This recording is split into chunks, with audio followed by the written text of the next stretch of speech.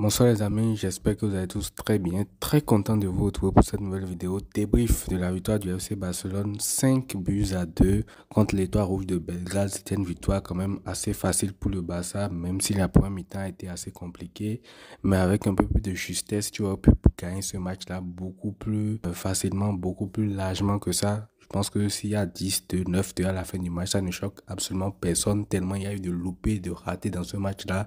Mais l'essentiel est fait, c'est les 3 points, c'est la victoire du Barça à l'extérieur. Tu prends 9 points et tu es enfin dans le top 8 de la Ligue des Champions. Là, actuellement, le Barça est sixième avec 9 points au classement. Et ça, c'est la très bonne nouvelle du soir. Tu arrives enfin dans ce top 8 là et il faudra maintenant gagner le reste des matchs, engranger le maximum de points pour pouvoir rester dans cette zone-là. Encore qu'il y a beaucoup d'équipes qu'on imaginait un peu plus en haut du classement, Manchester City, le Bayern Munich, même le Real Madrid, qui sont en train de sombrer. Donc, il faut profiter, prendre des points et s'assurer déjà une place dans ce peloton de tête-là.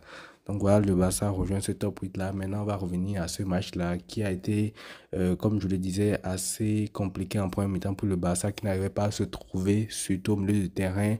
Et déjà, l'entame du match a été assez bonne et ça a été récompensé aussi par le but de Inigo Martinez. Mais après ce but-là, il y a eu la catastrophe Gérard Martin. C'est comme ça que moi je l'appelle parce que Gérard Martin, en vrai, je sais que c'est un Martial, je sais que c'est un jeune joueur qui est monté dans l'équipe première et je sais aussi que beaucoup sont trop virulents avec lui parce que on est habitué à voir des jeunes comme Baldé, Pedri, tout ça réussi et tout.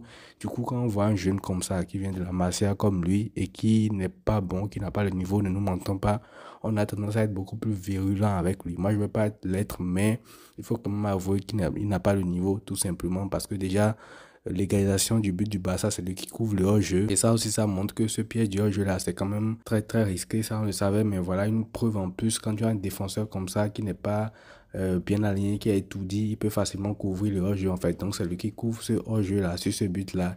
Et même sur l'action, c'est lui qui rend le ballon à l'adversaire qui perd le ballon. Et tout au long du match, il n'a pas été rassurant, ce qui fait que le Barça prend ce but là.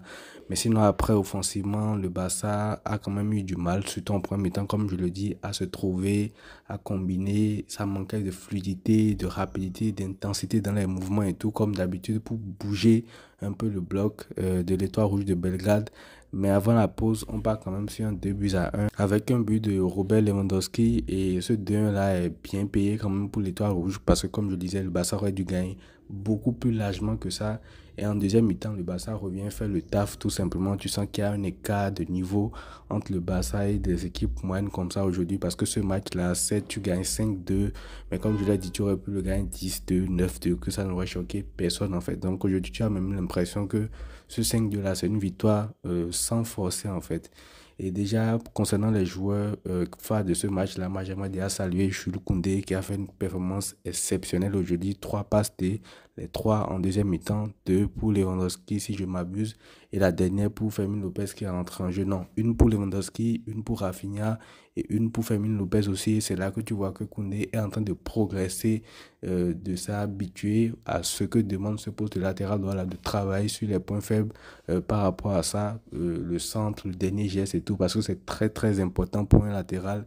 Et la dernière fois que le Barça avait eu un latéral qui avait fait 3 passes D dans un match de Ligue des Champions, c'était Jordi Alba en 2018 contre Tottenham à l'époque. Je pense qu'on le gagne 4-2 ce match-là, ou 5-2, je ne me rappelle plus bien. Donc c'est très fort, c'est énorme ce que Jules Koundé réalise dans ce match-là. Sinon, offensivement, Lewandowski, il a raté pas mal d'occasions, mais bon, après, il met son doublé, mais il aurait pu mettre facile 4 ou 5 buts dans ce match-là. Il y a plein de ratés, il y a plein de passes de Lamine Yamal qui ont été croquées. Et je vais revenir sur Lamine Yamal qui a fait un match extraordinaire encore une fois, même s'il a été beaucoup moins servi. Je ne sais pas pourquoi il est beaucoup moins servi quand même cette temps-ci. Tu sens quand même que de temps en temps, il peut être frustré par moment. Et même quand il a le ballon, c'est lui qui se crée des occasions, c'est lui qui porte le ballon vers l'avant, c'est lui qui est le détonateur des occasions du Barça. Et il y a beaucoup de passes qu'il aurait pu faire ce soir, que ses coéquipiers ont croqué. Pedri, Lewandowski, Pau Vitor quand il rentre, Olmo, bref, il aurait pu faire beaucoup de passes D, mais généralement, ceux à qui il donne la passe ne finissent pas. Donc voilà, il finit ce match-là sans statistique, mais il a quand même fait un très bon match ce soir. Rafinha aussi, il marque son but, il continue dans la lignée de son début de saison. Et en plein match, tu peux faire des rotations, tu peux mettre du Fermin, tu peux mettre du Olmo, tu peux faire reposer ton Pedri, ton Frenkie de Jong, bref, de la rotation intelligente, tu fais rentrer Gavi aussi, tu fais souffler Lewandowski, bref, il y a plein de changements comme ça intéressants qui montrent la gestion de cet effectif-là. Et aujourd'hui, tu peux reposer également Baldé, donc il y aura une bonne partie de l'équipe qui sera quand même frais physiquement pour le match qui t'attend à Anoeta le week-end prochain contre la Real Sociedad. Maintenant, mis à part ça, moi j'aimerais revenir sur un truc qui m'a particulièrement marqué dans ce match-là parce que le match en soi, tu gagnes 5-2, comme je l'ai dit, tu gagnes assez facilement contre une équipe assez moyenne. Mais moi, j'aimerais revenir sur un point qui m'a notamment marqué dans ce match-là, c'est De Jong, la prestation de De Jong et la prestation de Fermin Lopez. En fait, j'ai l'impression que De Jong, dans sa tête, se dit qu'il est tellement légitime pour être titulaire. Je ne sais pas si c'est ça, hein, c'est juste l'interprétation.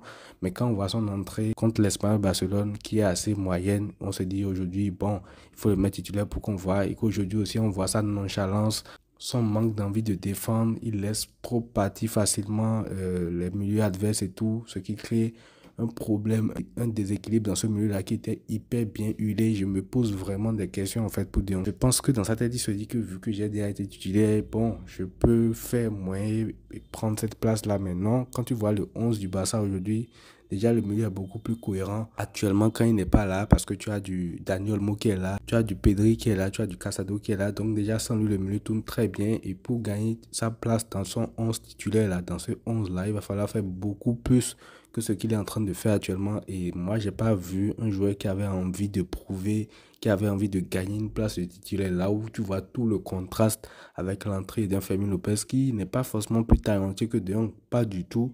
Mais son entrée, tu sens de l'envie. Tu sens qu'à chaque ballon, il va se battre à la 80e, à la 70e et tout. Tu mènes déjà 3-1 ou 4-1 à ce moment-là. Il fait les courses défensives, il fait les replis. Offensivement, il est là, il se propose, il tire au but, il marque son but, il trouve là-bas encore une fois, il aurait pu mettre son doublé.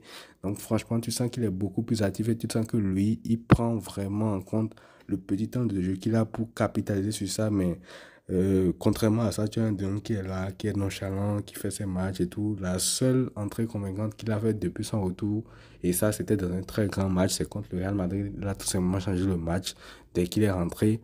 Mais à part ça, tu sens quand même un peu de nonchalance de lui. Et je me dis que si ça continue comme ça, il sera surpris de ne pas être dans les plans de Hansi Flick, en tout cas dans les grands matchs. Parce qu'aujourd'hui, si demain tu dois affronter une très grande équipe, je ne le mets pas dans mon 11. Le milieu, ce sera composé de Daniel Olmo, Pedri et Casado, si tant est que tous les joueurs sont là pour le moment.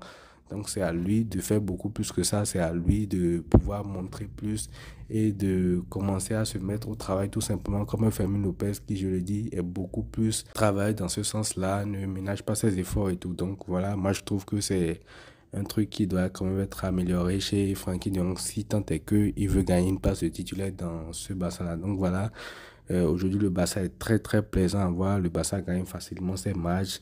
Et maintenant, cap sur le prochain match qui aura lieu déjà dimanche soir à Anoeta en Liga. Comme je l'ai dit, ce sera un match très très compliqué.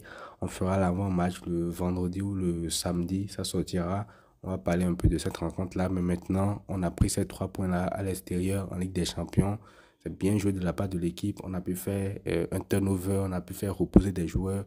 On a marqué pour la première fois également depuis 2018, je crois. 5 buts à l'extérieur en Ligue des Champions 2018 ou 2016, je ne sais plus trop.